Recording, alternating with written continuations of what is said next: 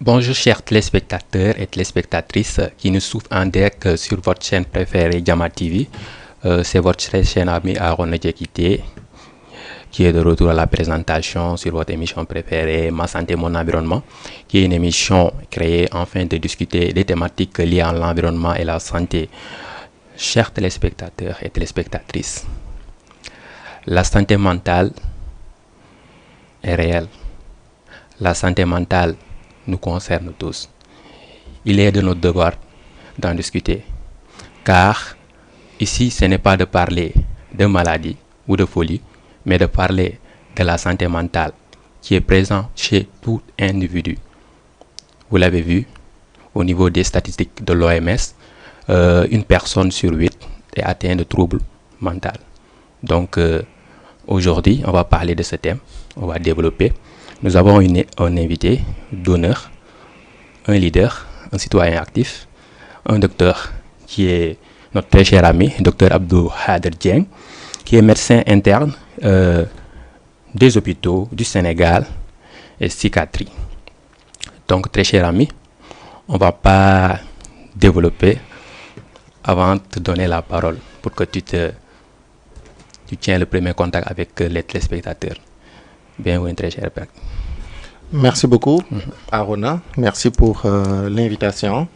C'est tout un honneur pour moi, en tout cas pour nous, qu'on nous invite à ce genre d'émission pour sensibiliser, pour éduquer, pour informer. Car c'est de notre rôle et de notre ressort d'apporter notre pierre à l'édifice. Donc, je me réjouis de cette invitation et c'est tout un honneur que je suis là pour faire cette émission afin de sensibiliser. J'ose espérer que nous atteindrons les attentes et que les téléspectateurs et les téléspectatrices qui nous suivent donc, pourront en tirer beaucoup de cette émission. Merci beaucoup. Merci très cher invité. Ce n'est pas évident, aujourd'hui c'est dimanche. Vous avez travaillé pendant toute la semaine, donc dimanche c'est une journée de repos et vous avez répondu à l'invitation, même si même hier il y avait un dîner de gala qui était organisé par votre organisation. Donc vraiment il y a le sommeil qui te fatigue un peu et merci beaucoup d'avoir accepté l'invitation. Donc aujourd'hui on va parler d'un thème qui est très très important, donc je vous invite chers téléspectateurs qui nous suivent en direct dans nos réseaux sociaux à travers Facebook, Instagram, etc. et YouTube, et aussi ceux qui nous suivent en direct dans votre chaîne télévisée qui est Jama TV. Aujourd'hui, on va parler d'un thème qui est la santé mentale et bien-être, et du bien-être, et un bien-être pour tous une priorité. Donc, quand on parle de santé mentale, quand on parle de bien-être, il y a certains qui confondent ces différents mots. Donc, cher docteur, nous aimerions savoir en fait c'est quoi la santé mentale et c'est quoi la bien-être. Le bien-être. Le bien-être.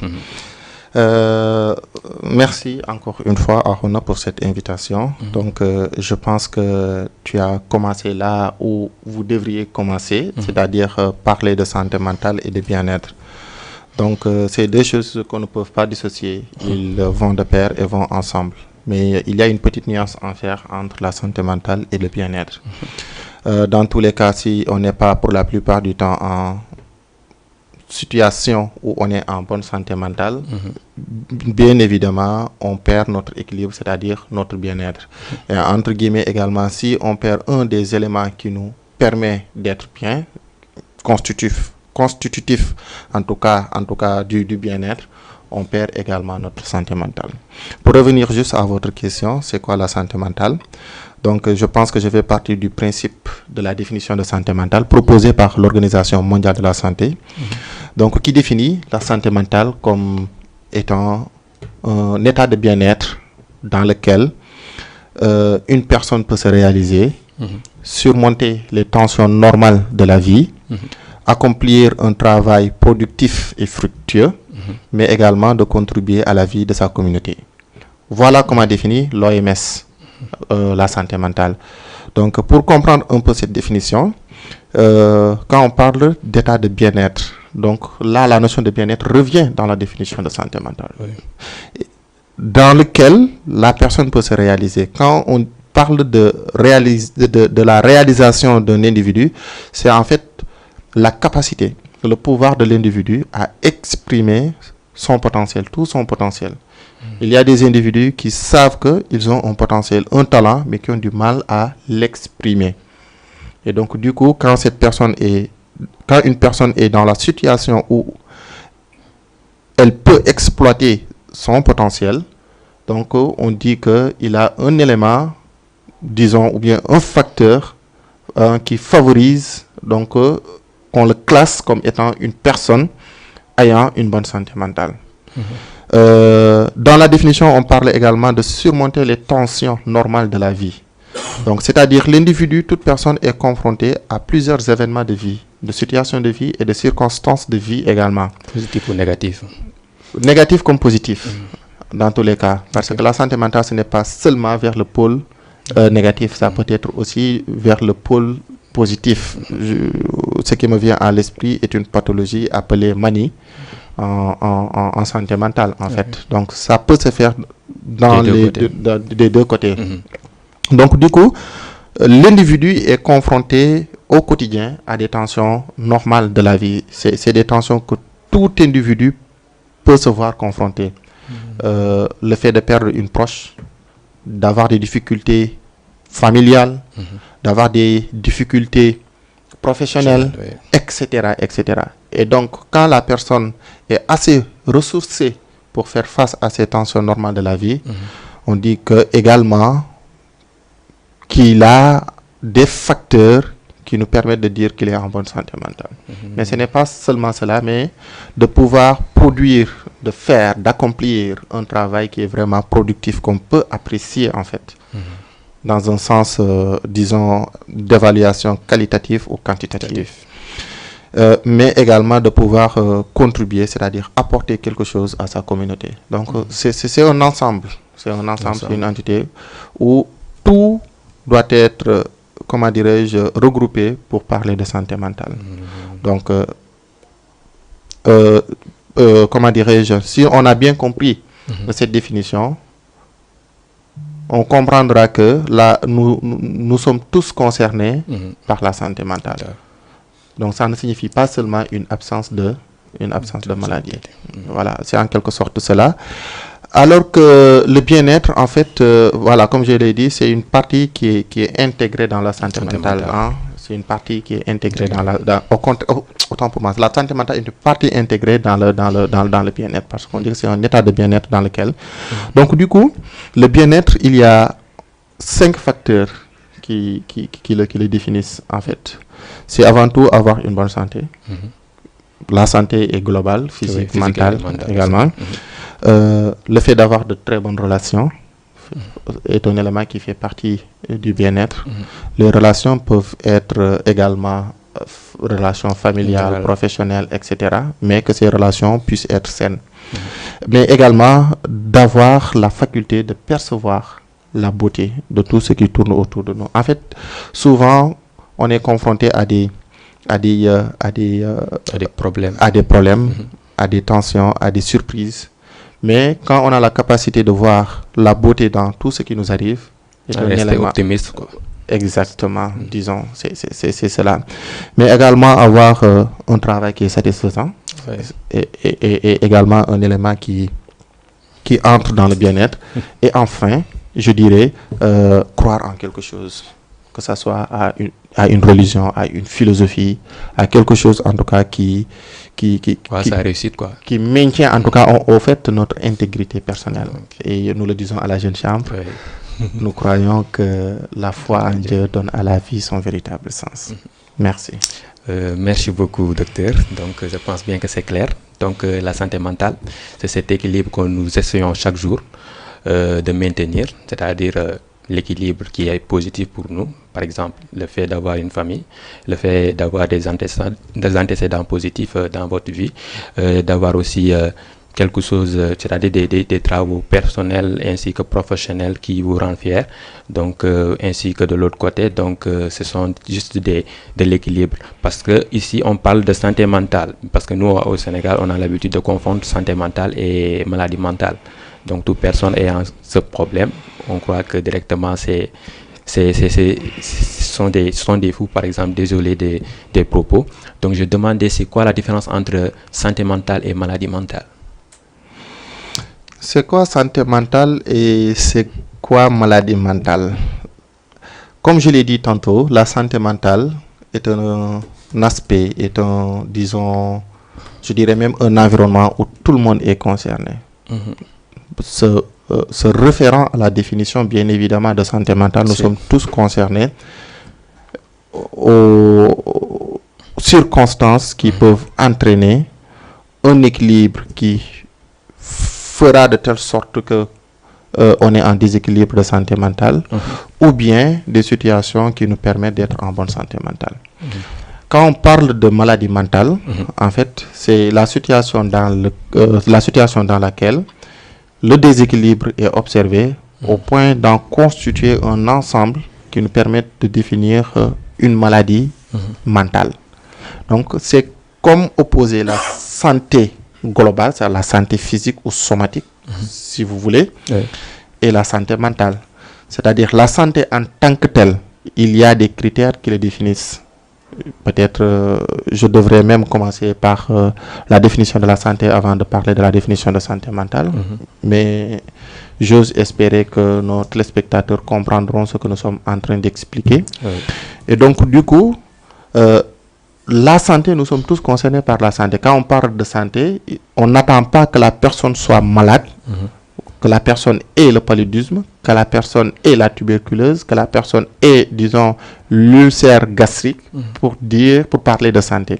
La santé nous concerne tous. Je ne sais pas si j'arrive à me faire comprendre. La santé nous concerne tous. Et à un moment donné, la personne peut présenter des signes, des symptômes qui permettent de définir ou bien de poser le diagnostic d'une maladie quelconque. Donc, c'est une partie intégrante de la santé, en fait. Donc, pour répondre juste à votre question, ce n'est pas une comparaison qu'on devrait faire entre la santé mentale et la maladie mentale. Donc, la santé mentale nous concerne tous, toutes les personnes, mais parmi toutes ces personnes, une partie seulement auront une maladie mentale. C'est comme si nous prenons la santé globale. La santé nous concerne tous. Moi, je fais tout mon possible pour ne pas avoir une quelconque maladie. Mais une partie de la population aura, disons, forcément une maladie. Hein? Comme si nous prenons l'exemple de Covid-19, on parle de santé qui nous concerne tous. Donc, Covid-19 nous concerne tous. Mais tout le monde ne fera pas Covid-19. C'est une partie. Donc, cette maladie-là, c'est une partie de la population qui l'aura. Donc, voilà. Donc, la santé mentale nous concerne tous, mais c'est seulement une partie de la population, peut-être pour diverses circonstances, développeront une maladie mentale, en fait. En fait, si j'ai bien compris, parce que santé mentale, on ne peut pas le dissocier comme bien-être, on ne peut pas le dissocier avec santé mentale. Par exemple, si on a cette santé mentale, en fait, qui est l'équilibre, quand on parle de déséquilibre, directement, on entre dans le domaine des maladies mentaux, n'est-ce pas? Maintenant, quand on entre directement au niveau de l'équilibre, on est dans le bien-être. Si on se comprend.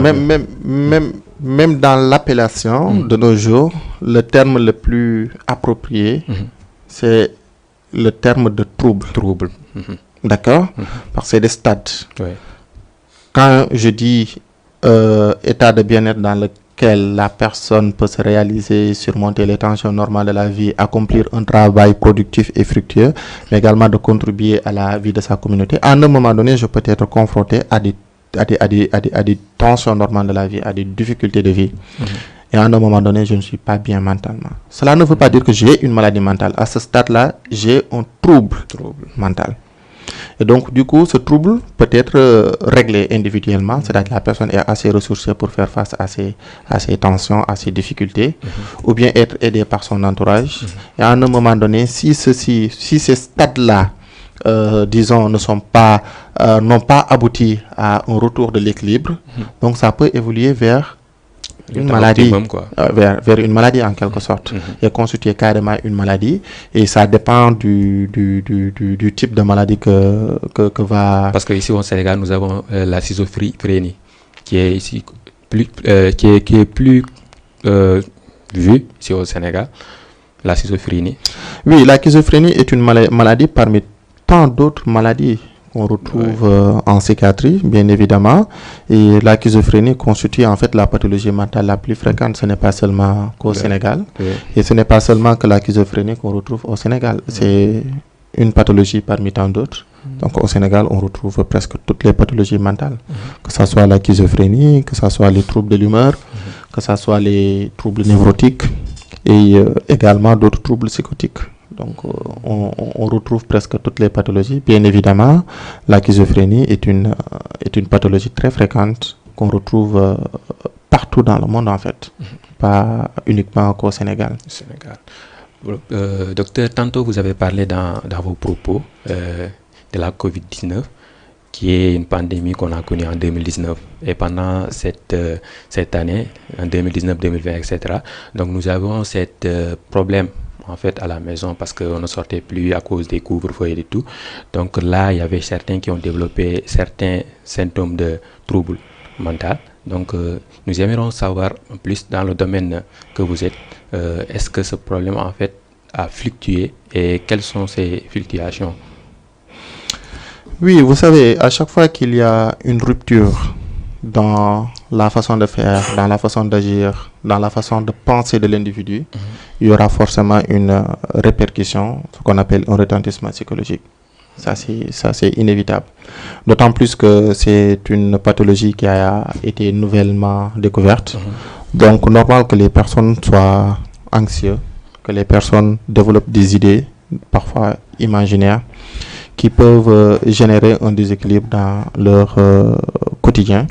Et donc, du coup, c'est normal qu'il y ait des répercussions, tant pour les malades qui ont développé cette maladie, tant pour les autres qui n'ont pas développé cette maladie. Donc, ça, ce n'est pas seulement lié à, disons, COVID-19, mais il faut savoir que tout événement survenant au cours du vécu d'un individu et que cet événement soit vraiment, disons, une rupture brutale surtout, cela peut avoir des répercussions. Donc c'était brutal, on n'était pas préparé à cet événement, bien évidemment. C'est comme quand on perd un être qui nous est cher, c'est quand on assiste à un, disons, accident. C'est quand on a eu une surprise de vie, etc., etc. Tous ces événements-là auront forcément une répercussion. Donc, bien évidemment, cette pandémie a été vécue difficilement pour certains. Donc, dont certains ont développé des troubles. Comme je l'ai dit, je préfère utiliser cette expression de troubles. D'autres, peut-être, n'ont pas développé de troubles. Mais dans tous les cas, ce qu'il faut retenir, c'est-à-dire que c'était une pandémie qui fait peur quand même, qui a fait peur. Et donc, du coup, facilement, on se met à penser, à réfléchir, à avoir des imaginations et qui peut avoir une répercussion sur notre état de santé. Parce que c'est ce que vous appelez, entre guillemets, stress. Oui. Et donc, du coup, voilà, ce stress-là peut être positif, peut être négatif et peut avoir également des répercussions sur la santé. En parlant de stress positif et négatif, vous voulez dire quoi exactement? Parce que nous, on croit que le stress, c'est vraiment négatif. Cela, c'est même par abus de langage. Quand je dis stress positif, stress négatif. Stress positif, stress négatif n'existe pas en fait. C'est abus de langage. On l'utilise pour mieux faire comprendre notre message. Mais le stress en tant que tel, n'est rien d'autre qu'une réaction de l'organisme face à une sollicitation de son environnement. Donc, c'est quand l'organisme se met à réagir, soit sur le plan psychologique, soit sur le plan physique. Donc, pour faire face à une sollicitation de l'environnement. Le stress, dans tous les cas, est un facteur protecteur, ça, il faut le savoir. Est un facteur protecteur. Raison pour laquelle on ne devrait même pas parler de stress positif ou négatif. Mais ce stress-là, qui est un facteur protecteur, quand il persiste, quand il perdure ou est intense ou est répété, peut avoir des répercussions sur la santé. Et c'est dans ce sens-là qu'on parle de stress négatif en fait. C'est-à-dire c'est quand le stress qui devrait être un facteur protecteur se répercute en tout cas sur votre équilibre et votre état de santé. Et c'est dans ce sens qu'on parle de stress négatif. Ça, c'est juste abus de langage. Mais dans les références médicales, vous ne verrez pas stress positif ni stress négatif. On parle uniquement de stress. Donc, très chers téléspectateurs et téléspectatrices, vous l'avez si bien entendu. Donc, je pense bien c'est très clair quand on parle de santé mentale et aussi de bien-être ainsi que des troubles mentaux aussi, parce que on ne parle plus en fait. C'est pas joli de parler de maladie mentale. Donc, c'est mieux de parler de troubles mentaux. Donc, docteur, on est vraiment content de ces éclaircissements parce que c'est nous, en tant qu'étudiants, nous rencontrons des troubles mentaux au niveau de l'université. Est-ce que vous pouvez venir un peu sur les causes en fait et les conséquences de ces troubles? La cause, en fait, dans le domaine où nous évoluons, nous ne parlons pas de cause parce que c'est très difficile d'identifier la cause d'une pathologie mentale ou d'un trouble mental. Mais on peut parler de facteurs, de risque ou de facteurs déterminants, etc. Donc, mais des facteurs, c'est un ensemble de facteurs qui, en fait, qui se regroupent et qui peuvent contribuer donc à la survenue d'un trouble. Mais ce n'est pas une cause exacte qu'on peut identifier. Comme par exemple quand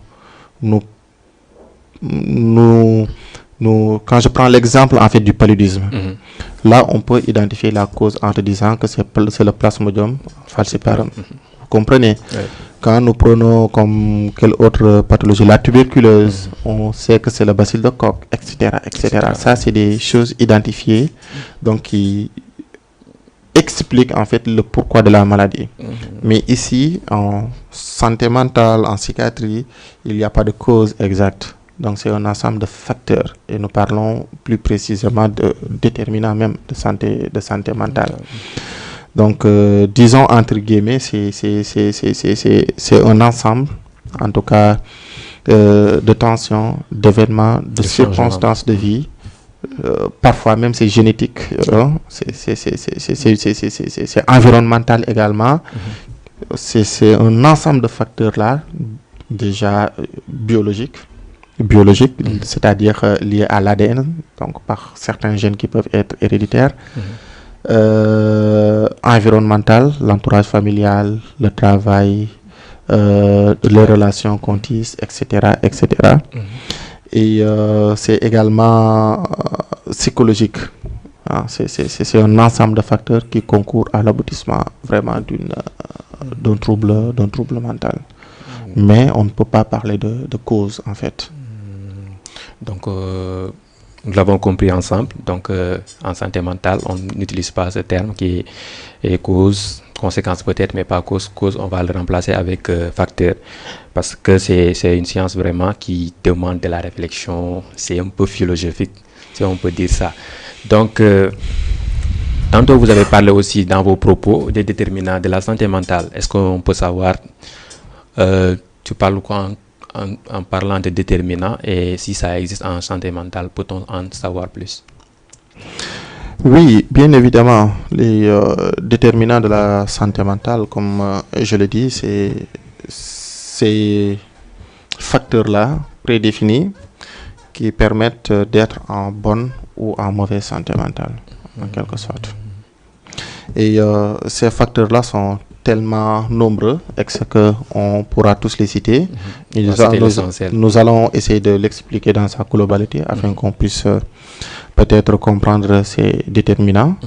Donc, ces déterminants-là, comme je l'ai dit, il y a des facteurs environnementaux et c'est tout ce qui tourne autour de l'individu. En fait, quand on parle d'environnement, la famille, la société, les circonstances de vie, etc. Disons également des facteurs biologiques. Donc, c'est les antécédents, l'hérédité et dans l'environnement même, les drogues, j'y ajoute. Donc, les drogues qui sont vraiment un facteur très déterminant dans la survenue de pathologies mentales. Mais également, il y a des facteurs psychologiques et individuels, en fait, liés à la sensibilité de l'individu à percevoir le monde en fait. Donc c'est disons tout ce qui est là et qui tourne autour de nous et en nous-mêmes, donc qui nous permettent d'apprécier ce qui nous entoure et qui pourrait soit contribuer à équilibrer ou à stabiliser notre santé mentale, ou bien à déséquilibrer ou bien favoriser la survenue de troubles. Donc, on peut dire en résumé, quand on parle de déterminant, c'est votre unité de mesure en fait, afin d'évaluer ce qui se passe au niveau physique en fait de l'individu. Maintenant, là, on parle de déterminant de santé mentale. Dans vos propos, vous avez dit quelque chose qui m'a marqué aussi, parce que vous avez parlé de bien-être. Et nous avons l'habitude de dire que l'argent ne fait pas le bonheur, n'est-ce pas? Et aussi, vous avez tantôt parlé aussi de ce qu'on appelle les drogues.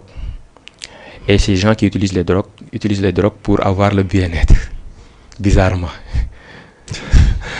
Oui, il faut comprendre ce qu'on appelle les effets des drogues, en fait. Les effets. Donc, la personne qui utilise une substance psychoactive, donc cherche des bénéfices en quelque sorte. Et c'est le bénéfice, en tout cas le plus recherché, c'est le plaisir. Ouais. Donc, peut-être je ne vais pas faire un cours de physiologie, mais la plupart des drogues sécrètent ou favorisent la libération de neurotransmetteurs qui intervient dans la stimulation du plaisir en tant que tel, qu'on appelle la dopamine. Et la plupart ou presque toutes les substances psychoactives, donc une fois utilisées, pénètrent ou traversent la barrière, disons pénètre dans le cerveau, donc favorise donc la libération de la dopamine. Donc c'est entre guillemets cet effet qui est recherché, de bien-être, de plaisir, parce que ça vous procure dans un premier temps du plaisir, du bien-être, mais ce plaisir-là et ce bien-être-là est éphémère, et ensuite vont refaire surface, disons, l'état antérieur qui a précédé, en tout cas, cette procuration de plaisir. Donc, ce n'est pas seulement, disons, entraîner le bien-être, les drogues, mais au contraire, ça entraîne beaucoup plus de conséquences négatives que de conséquences positives. Donc, ça te plonge complètement dans ce qu'on appelle l'addiction. Parce que avec les mécanismes du cerveau, il y a le système de récompense qui mémorise en fait, disons, cet événement-là de plaisir qu'il t'a procuré, et souvent donc te donnera l'impression ou bien la sensation d'aller encore te procurer cela. Donc on ne va pas entrer peut-être dans un cours de physiologie ou bien de neurophysiologie, mais pour comprendre cela, l'effet qui est recherché dans l'utilisation des substances psychoactives, c'est plutôt le plaisir dans un premier temps, mais cet effet n'est qu'éphémère et que les conséquences de ces drogues vont survenir, mais également l'état antérieur qui a poussé à l'individu également à aller se procurer de cette substance, donc refera surface, et on reviendra toujours à la réalité, et ça constituera un cercle vicieux où la personne tournera tout autour donc de recherche de plaisir, retour à l'anxiété, à la dépression, recherche de plaisir, retour à l'état normal, anxiété, dépression, ainsi de suite. Donc du coup, ça te plonge complètement dans une addiction. Voilà, très chers téléspectateurs, vous l'avez bien entendu, parce que la drogue c'est quelque chose vraiment qui est utilisé pour avoir des plaisirs qui sont vraiment éphémères. Donc nous vous invitons à éviter l'utilisation, même d'aller jusqu'à l'abus, parce que vous l'avez si bien dit, un plaisir qui est vraiment éphémère pour d'une heure, 2 heures de temps comme ça. Et après ça, vous allez retourner à l'état de départ. Donc nous vous invitons, il y a des docteurs spécialisés en ça, pour vous aider à laisser complètement ces drogues. Et aussi à des docteurs qui vont vous conseiller pour pour des problèmes qui vous touchent mentalement aussi, parce que quand on parle aussi de santé mentale, on parle aussi de troubles mentaux, donc c'est l'occasion rêvée aussi. Donc comme j'ai l'habitude de le dire aussi, nous sommes dans une émission d'interaction, donc c'est pas seulement moi et l'invité qu'on va discuter des thèmes. Donc vous pouvez appeler au 78 116 82 38 78 116 82 38 pour poser vos questions s'il y a des choses qui ne sont pas claires pour vous, et aussi apporter votre contribution au thème, et ainsi que des témoignages, des vécus, etc., pour que le docteur ici présent, même si la consultation en ligne et dans les WhatsApp, etc., n'existe pas, mais cela vous permettra de vous orienter. Si cela nécessite en fait une intervention médicale, il va vous conseiller sur ça. Donc on est presque à la moitié, presque à la fin de notre émission. Donc nous voulons savoir en fait pourquoi avoir cette santé mentale. C'est comme si vous me posiez la question à savoir pourquoi vous devriez avoir une bonne santé physique. Ouais. C'est important d'être en bonne santé. Donc, la santé mentale, l'avoir est bénéfique, bien évidemment, comme le fait d'être en bonne santé. Hein? Personne n'aimerait avoir le diabète. Oui, c'est vrai. Personne n'aimerait avoir la tension artérielle, l'hypertension artérielle. Donc, du coup, l'individu doit tout faire pour être en bonne santé.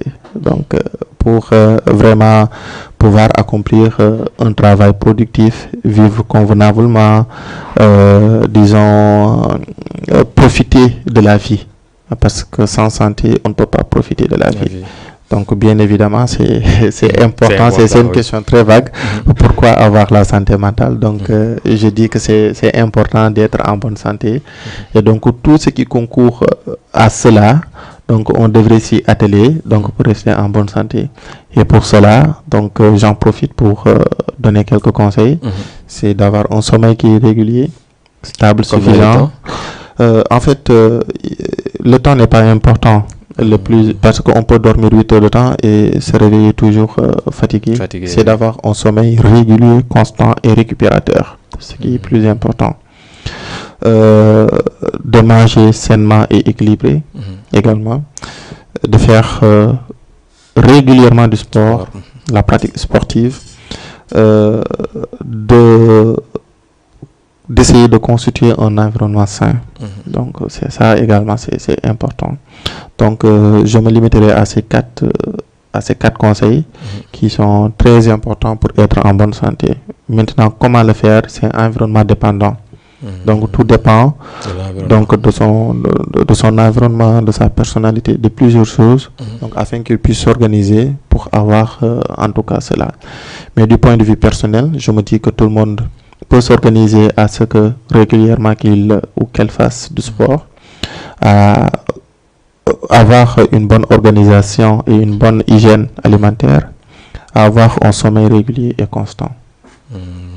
Donc, comme le docteur l'a si bien dit aussi, parce que la santé mentale est autant plus importante aussi que la santé physique. Donc, nous vous invitons vraiment à conserver cet équilibre qui est la santé mentale en vous, en mangeant bien sûr, arrêter, je ne peux pas dire arrêter, mais aussi diminuer les fast-food, etc., qui contiennent des aliments vraiment qui amènent beaucoup de cholestérol, etc. Il y a aussi des entraînements quotidiens, même si c'est une fois par semaine, 2 à 3 fois par semaine, et bien dormir aussi. Le temps en matière de repos n'est pas très bien défini. Vous pouvez dormir 3 pendant une journée, et comme l'a si bien dit notre docteur, et se réveiller, être en état de fatigue, ne pas être motivé, etc. Et une personne qui a dormi que 3 heures de temps se réveille avec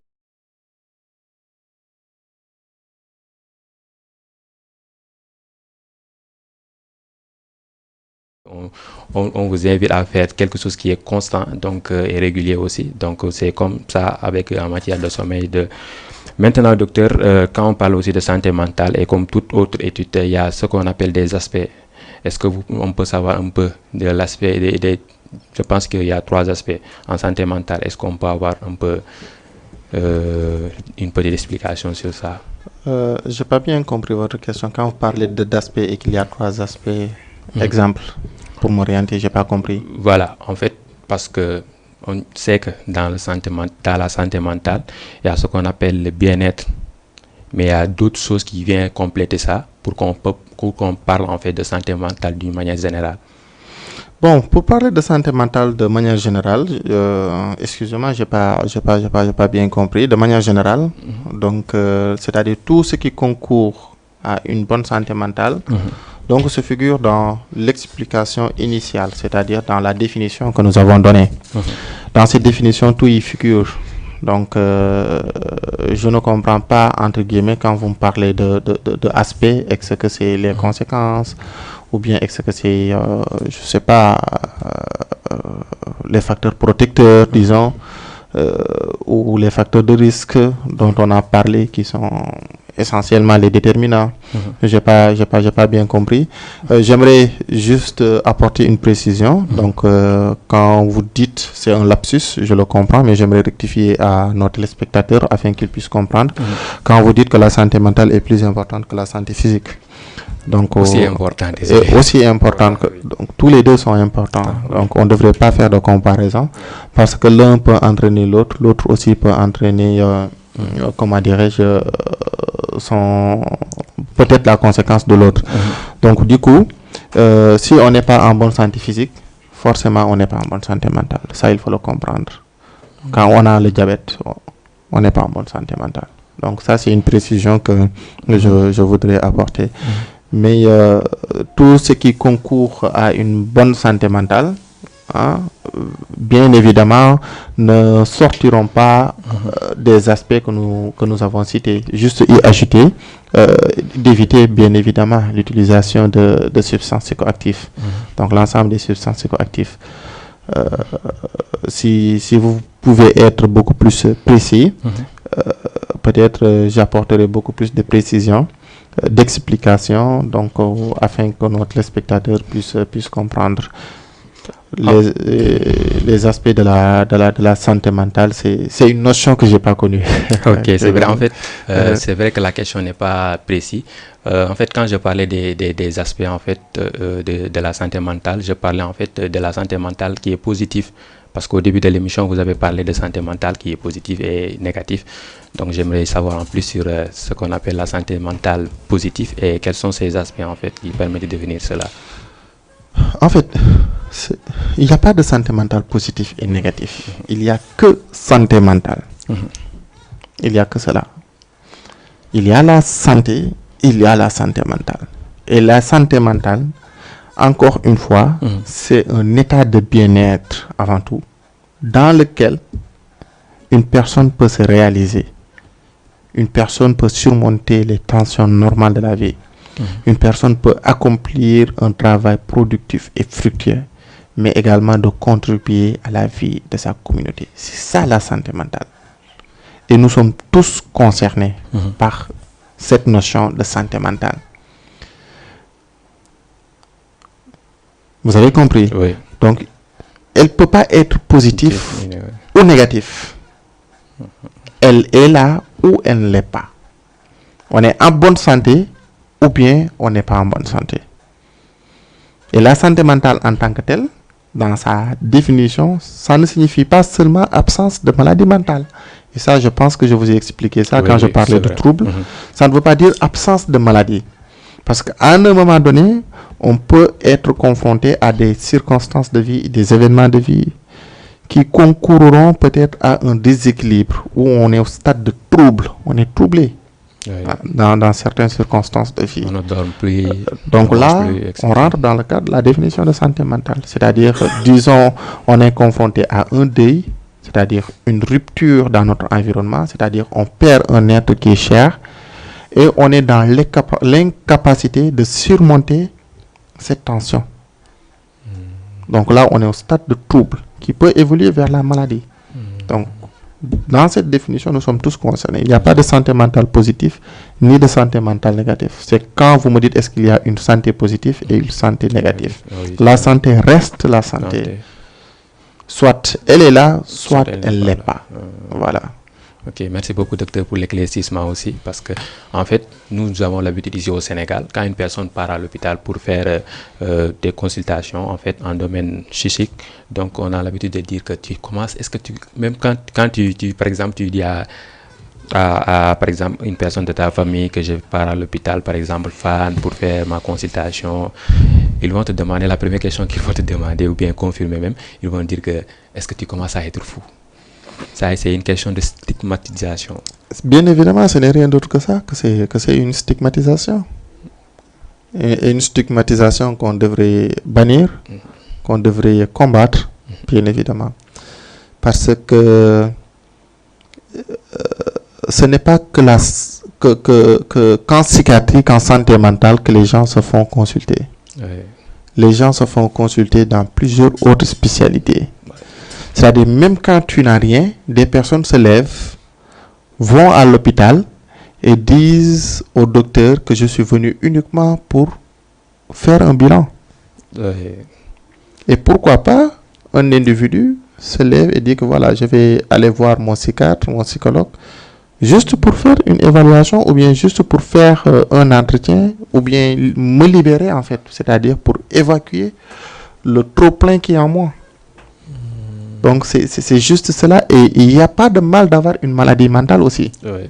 Il n'y a pas de mal, parce que ce sont des maladies auxquelles je suis exposé, tu es exposé, tout le monde est exposé. Nul n'est épargné. C'est comme quand tu prends une maladie quelconque, l'ulcère, l'insuffisance cardiaque, l'hypertension artérielle, le diabète. Personne n'est épargné. À tout moment de notre vie, on peut développer cette pathologie. Donc, il n'y a pas de mal. Donc, c'est une stigmatisation, rien d'autre qu'une stigmatisation qu'on devrait vraiment combattre, qu'on devrait bannir. Et ça devrait être, disons, le combat de tous. Donc, vous y jouez pleinement votre partition via cette émission en nous invitant. C'est également notre rôle à nous de le faire. Je ne sais pas, pour apporter notre pierre à l'édifice. Mais peut-être par manque de temps, on n'a pas souvent cette occasion de le faire. Mais quand vous nous donnez cette occasion, donc nous le combattons vraiment avec toute rigueur. Voilà, donc ce n'est rien d'autre qu'une stigmatisation. Donc, moi, je me dis que taxer une personne de folle, ce n'est rien d'autre qu'une insulte, en fait. Parce que la stigmatisation est vraiment présente ici au Sénégal aussi. Même si ce n'est pas à travers de cela, par exemple, une personne qui a vraiment subi des troubles mentaux jusqu'à devenir, comme désolé des propos, jusqu'à devenir fou ou folle. Donc là, on dit directement à son fils, voilà, comme on le dit en Wolof, c'est par exemple, et la personne vraiment reçoit ces pressions jusqu'à même cette personne en fait développe en fait ces troubles qui vont aussi l'amener à ce qui s'est passé avec sa mère. Donc ce sont des stigmatisations et donc c'est à éviter aussi parce que la stigmatisation aussi en fait partie des facteurs qui amènent l'homme à ces troubles mentaux. Maintenant, docteur, en fait, la consultation par exemple au niveau de la psychiatrie, c'est un peu en fait, moi je trouve ça beau en fait, parce que là un patient vient, vous lui mettez bien, même si c'était dans d'autres domaines aussi de la santé c'est la même chose, mais là la personne par exemple parfois même dort comme ça pour se consulter, parfois on lui dit oublie tout, enlève tes soucis, là relaxe-toi et tout. Donc et vous à chaque fois vous recevez en fait chaque patient qui amène ses problèmes et tout, est-ce que vous moi en fait je suis vraiment stupéfait la façon dont vous gérez vous-même, parce que vous êtes une personne aussi, donc et tous ces problèmes qui viennent en même temps, vous les considérez, vous donnez des solutions. Est-ce que cela n'amène pas parfois des conséquences en fait qui entrent dans votre qui troublent un peu votre santé mentale en fait, vous en tant que docteur? Je dirais non du point de vue personnel, parce que le travail que nous faisions, ce n'est pas d'endosser vraiment la souffrance de l'individu. Au contraire, c'est d'essayer de comprendre l'individu, d'empâtir en fait, et de l'accompagner à ce que la personne puisse se libérer et se soulager. mais pas d'endosser sa pathologie. Et souvent on dit l'empathie, c'est de prendre la place de l'autre. Oui. C'est quand vous prenez la place de l'autre que vous souffrez. Mais d'essayer de comprendre la souffrance de l'individu et de l'accompagner dans cette souffrance. Donc c'est essentiellement cela.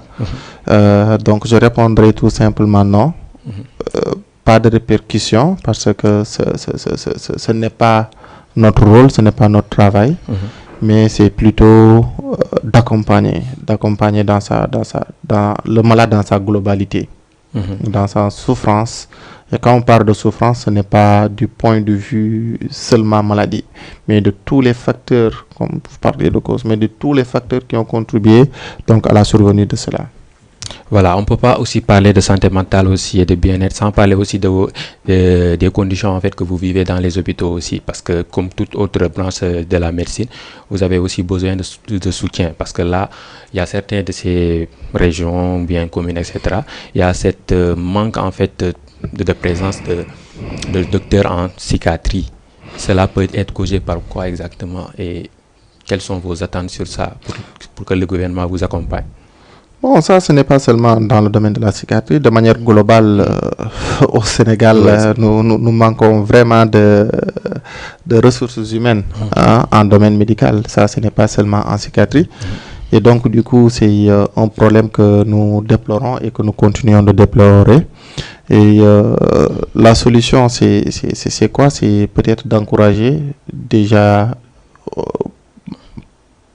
depuis le bas âge à nos jeunes frères et sœurs, à nos futurs enfants, donc de faire les séries scientifiques. Ça, c'est important avant d'en arriver là.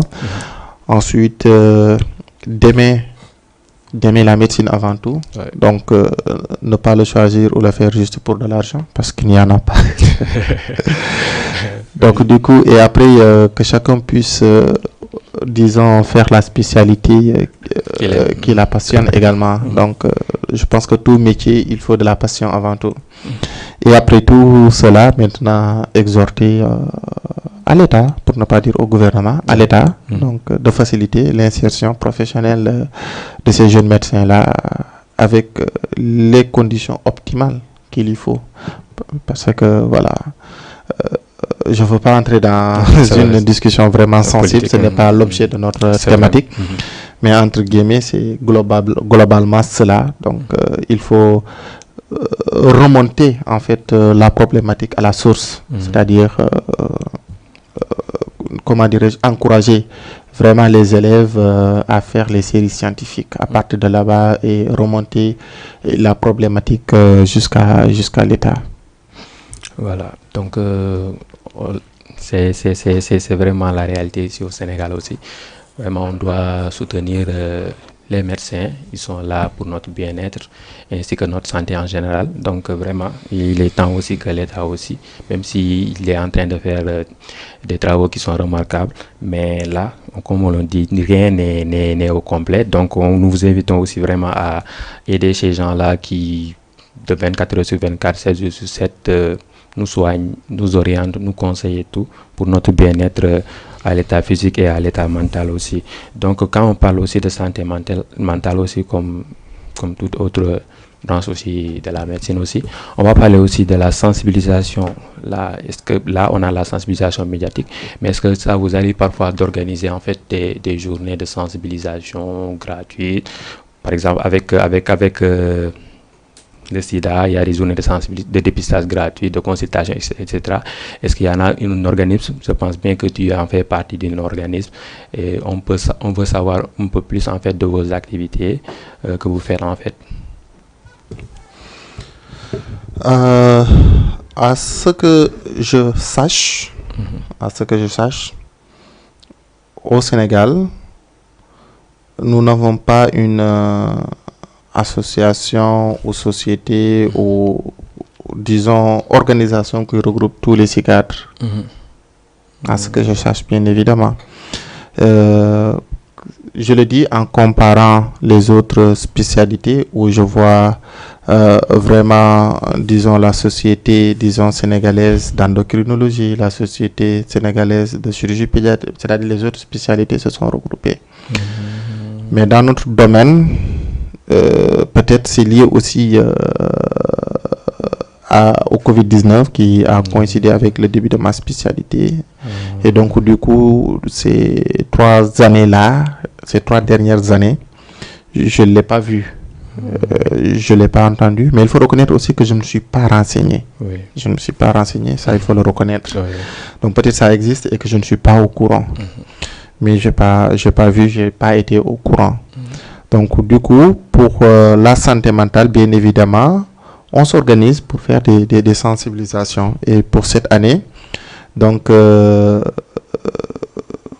l'événement qui me revient à l'esprit, c'est par rapport à la journée mondiale de la santé mentale, où vraiment nous nous sommes regroupés tous à Thiès, donc par l'intermédiaire du ministère de la santé mentale, donc le domaine du ministère de la santé, donc le domaine santé mentale a organisé cela.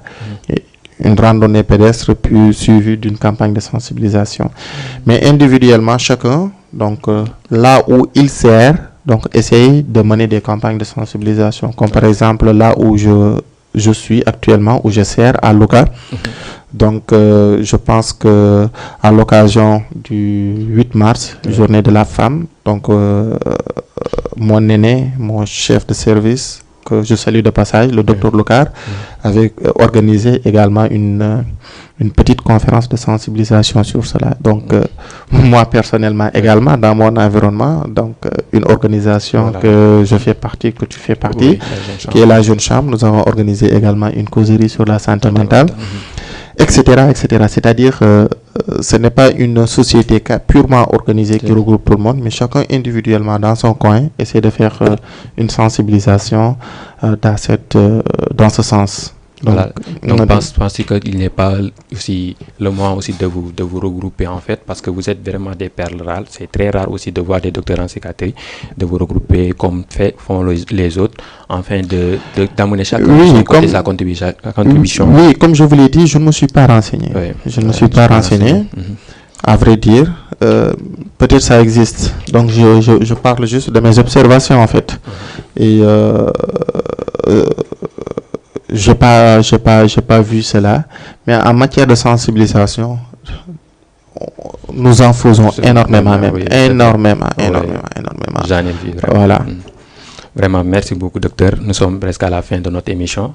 Quel conseil donnerez-vous en fait aux jeunes? Parce que ce sont les jeunes qui sont plus touchés en fait, si je ne me trompe pas. Maintenant, quel conseil donnerez-vous aux jeunes pour le bien-être de leur santé mentale en fait? Et leur santé mentale. De faire de leur santé mentale et de leur bien-être une priorité. Oui. Ce qui répond exactement à notre thème. J'ai bien apprécié le thème quand tu m'en as parlé. La santé mentale et le bien-être une priorité. Donc de faire tout leur possible pour avoir une bonne santé mentale et d'être bien équilibré. Et pour cela, il faut revenir sur les points essentiels qui concourent à cela. Le sport, la régularité et la constance du sommeil et de ses heures, des heures de sommeil. L'alimentation saine et équilibrée. L'évitement des substances psychoactives. Un environnement sain.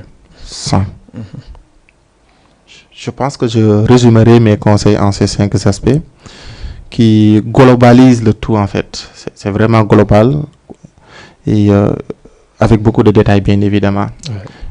Et je pense que c'est les conseils que je donnerai aux téléspectateurs qui nous suivent et pour mieux savoir comment aboutir à cela, qu'ils n'hésitent pas à aller voir un spécialiste.